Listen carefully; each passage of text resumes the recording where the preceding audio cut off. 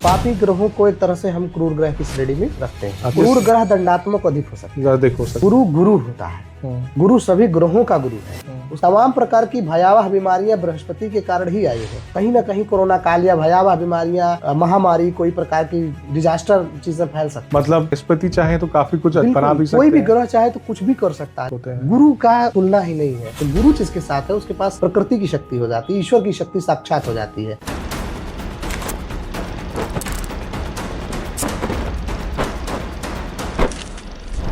अच्छा, हम लोग भैया जब प्लैनेट्स की बात करते हैं तो मैं बड़ा सुनता हूँ कि मैलेफिक प्लैनेट्स है, क्रूर ग्रह है, बेनिफिक प्लैनेट्स है, सौम्य ग्रह है।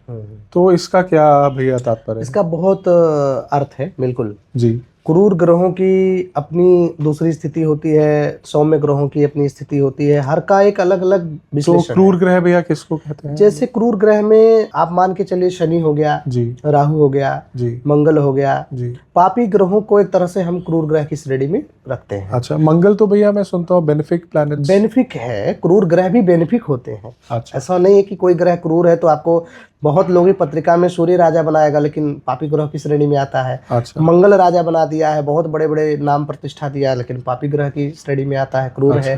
अच्छा। वो मैंने कहा ना कि कुंडली की विवेचना पर, विश्लेषण पर डिपेंड करेगा कि क्रूर ग्रह भी राजा बना देंगे आपको। बल्कि मैं कहूंगा कि कई बार क्रूर ग्रह इतना बड़ा राजा बना देते हैं जी।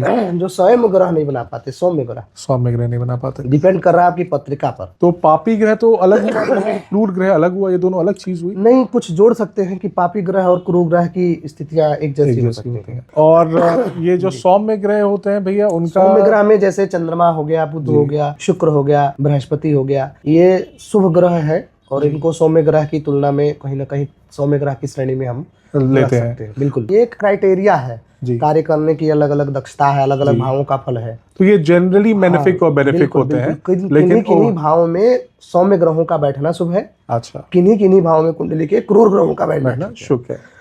जी। तो बेसिकली वो आपके कुंडली निर्धारित करेगा। नैसर्गिक बल प्राप्त होता है, जैसे क्रूर ग्रहों को कहीं बल प्राप्त है और कहीं पर सौम्य ग्रहों को ज्यादा बल प्राप्त है।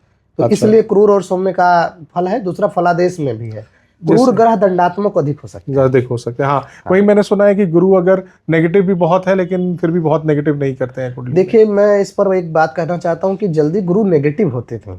अच्छा। जिनको आप नेगेटिव करना चाह रहे हैं वो बहुत असीम शक्तियों के धनी है। गुरु गुरु होता है। गुरु सभी ग्रहों का गुरु है। उसके पास असीम शक्तियां हैं। गुरु मतलब ज्ञान, अध्यात्म। तो गुरु इतना जल्दी नेगेटिव नहीं होता है। जी। कहते ना, क्षमा बड़न को चाहिए छोटन को उत्पात। गुरु क्षमाशील है।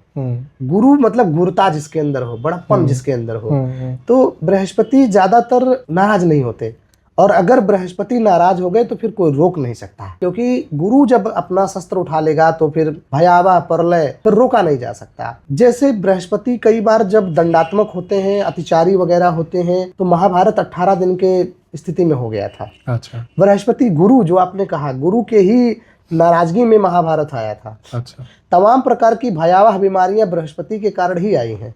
जैसे श्वसन की बीमारी, आपने अभी अच्छा प्रश्न किया, कोरोना काल बृहस्पति की वक्रत्व गति के कारण, अतिचारी अवस्था के कारण ही, बृहस्पति के बदलाव के कारण ही ये कहीं ना कहीं कोरोना काल या भयावह बीमारियां, महामारी, कोई प्रकार की डिजास्टर चीजें फैल सकती। मतलब पूरे कुंडली में बृहस्पति चाहे तो काफी कुछ बना भी सकते हैं। कोई भी ग्रह चाहे तो कुछ भी कर सकता है, लेकिन बृहस्पति की आपने बात की तो बृहस्पति जल्दी निगेटिव नहीं होते हैं या जल्दी निगेटिव नहीं देना चाहते। उनके अंदर नैसर्गिक शुभता, और शुभ व्यक्ति क्यों नकारात्मक होगा। जी जी जी। बहुत पॉजिटिविटी है। गुरु बहुत ही असीम शक्तियों के धनी है। और बिल्कुल मैं कहूंगा कि कहीं ना कहीं जिसके ऊपर गुरु की कृपा है वो उस व्यक्ति का अहित नहीं हो सकता। वो व्यक्ति सदमार्ग पर चलेगा, सन्मार्ग पर चलेगा और हमेशा उन्नति करने वाला होता है। अच्छा। और सुख सुविधा से, हर प्रकार के सुखों से। तो गुरु बोलते हैं, गुरु जी के विजडम के प्रतीक होते हैं, एक्सपेंशन के प्रतीक होते हैं। गुरु का तुलना ही नहीं है। हर चीज का अनुभव गुरु गुरु गुरु होता है। गुरु का मतलब जो बहुत ऊंचाई पर हो।